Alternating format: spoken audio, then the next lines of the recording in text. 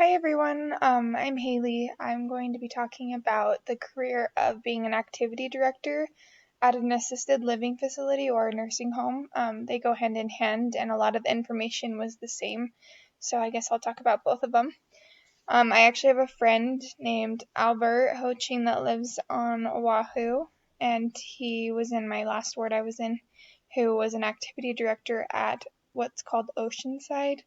And so I was able to talk to him a little bit about this career, and I'll be able to share with you guys about it. So, working environment, it's a typical 9 to 5 job. For his specific um, facility he works in, he actually only works 4 hours in the morning and 4 hours in the evening.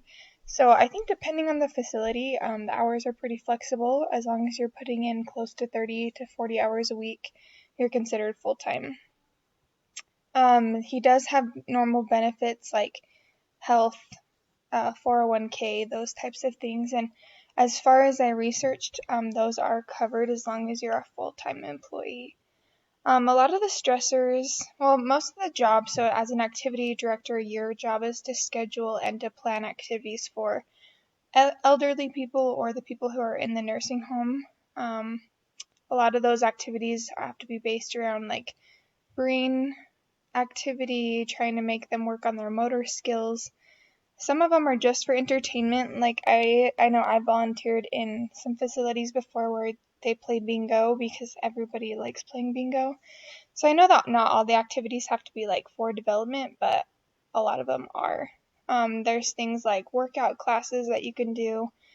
And he was kind of sharing me, he does yoga once once a day. He basically goes by an hourly schedule for his activities, and he just makes sure that there's enough volunteers to help with them.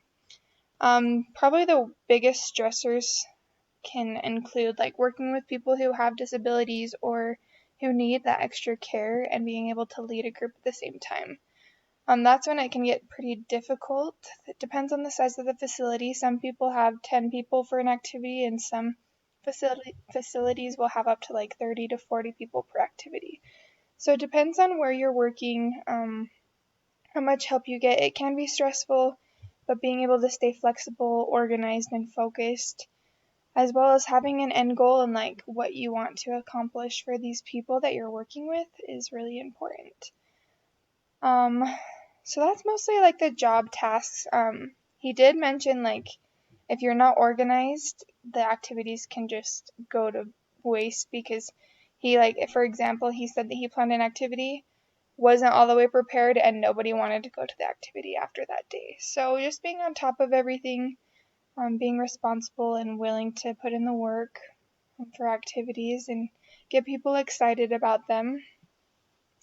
For the salaries, this depends on where you live, just like every job, how much experience you have. What I found was as low as $19,000 as a starting annual salary, but I also saw as high as like 60,000, which I thought was really, really high for um, an activity director at a nursing home.